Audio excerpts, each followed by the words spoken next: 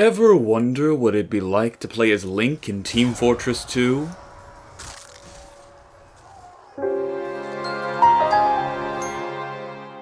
Well, here's your chance.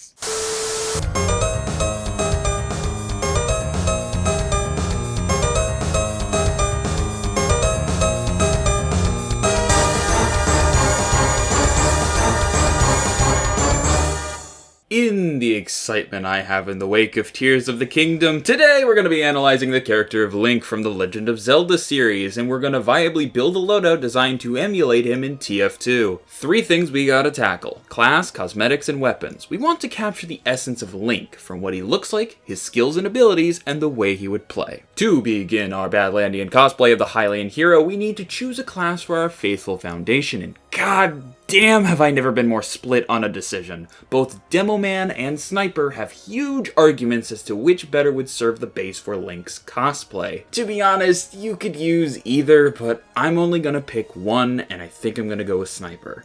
It's close, and believe it or not, you can use the same cosmetics for Demo Man and still look like a Link. I'm definitely leaning into the iteration of Link from Breath of the Wild and Tears of the Kingdom. Sniper's gonna do the job fine. Speaking of samey cosmetics, how about we go over those? Now that we have our base, let's dress the Sniper up so that he at the very least resembles the bearer of the Triforce of Courage. For simplicity's sake, we'll start from the top and work our way down. We're picking the Brutal Bouffant and we're painting it Australian gold. With the era of Wild Link, we don't have to worry about the green tunic that Links iconically wear. It might make things more simple here, but we're streamlining. Boy howdy, we're streamlining. Let's get Link's iconic blonde locks in here and move right along. On the topic of Link's tunic, believe it or not, there's a cosmetic in Team Fortress 2 that was a direct reference to Link, the Toowoomba tunic. And guess which two classes can equip it? This is gonna be a weird demand, but paint it peculiarly drab tincture. Just take one look at Link's Super Smash Bros. Ultimate render and you'll know why. For our third cosmetic, let's complete the multi-class trifecta and go with a pair of ye old rustic color 2-Fort tooth kickers. If you want something Sniper exclusive, the Archer's Rounders will work as well, but I think the 2-Fort tooth kickers feel a little bit more broadly applicable for Link's ensemble. Alright kid, you look the part. Now you gotta act the part, and for that we need to pick out our weapons. We have to find the weapon in each category that best represents a Link. Starting with our primary, I'll give you 3 guesses and the first 2 don't count. The Huntsman. This was the deciding factor for me. The bow is more integral to Link's arsenal than his bombs. If you're going Demo Man, take up the loose cannon for the slot. You're a lithe, lanky archer, so find a pyro to fire free your arrows and get to shooting. For our secondary, I originally thought this is where Demo would blow Sniper out of the water, specifically because of the shields. The splendid screen almost did Sniper in until I remembered the Razorback. Alright, it isn't a true sword and board, but you've got a sword and you've got a breakable shield on your back. We are Breath of the Wild Link, and our shields will break. Link's shields also don't allow him to charge forward, so it was really going to be a cosmetic weapon choice anyway, so we might as well go all in on that front. And finally for melee, we are going with the Shahansha. For Demo, it's the Islander. Out of all of Sniper's kukris, the Shahansha feels the closest to resembling the Master Sword. Something it has over the Islander actually is that the Shahansha, for whatever f***ing reason, is war paintable, which means it can be unusual, and now fused weapons are on the table, eh?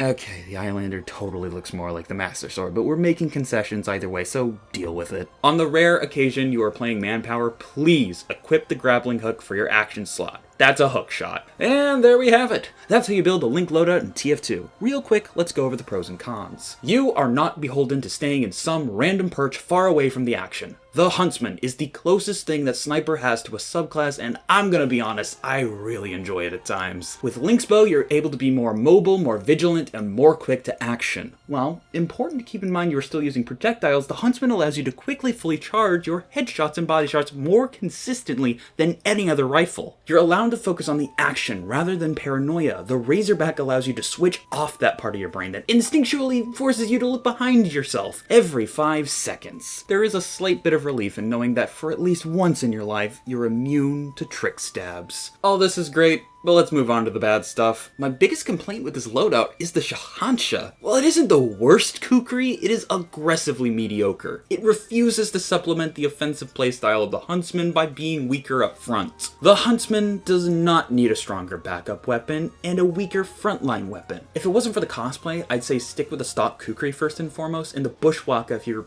using Girardi or the Carbine. The Bushwhacker is actually just really good in general, but the kukri is super reliable. I actually really dislike the Razorback from a game design perspective because I think it's emblematic for bad weapon design in TF2. I play a lot of medic, so Razorback snipers not being able to be overhealed gets on my nerves so much. But being a little more unbiased here, the worst part about equipping the Razorback is that you have no damage dealing or active secondary weapon. Your only method of backup if your Huntsman fails is the Shahansha. And speaking of the Huntsman failing, my god, is the Huntsman just complete bullshit at times. In sacrificing hitscan, you are truly reliant on these buggy and notoriously inconsistent arrow hitboxes. Sometimes it blesses you with headshots that are absurd, and other times it just refuses to register the freest headshot of your career. Above all though, I hope you folks have fun dressing up as Link and carrying on his stony-faced stalwartness through this silly little hat game. Be sure to like and subscribe if you want to see more, and leave a comment down below for any suggestions for a character loadout that you want to see me build. Well,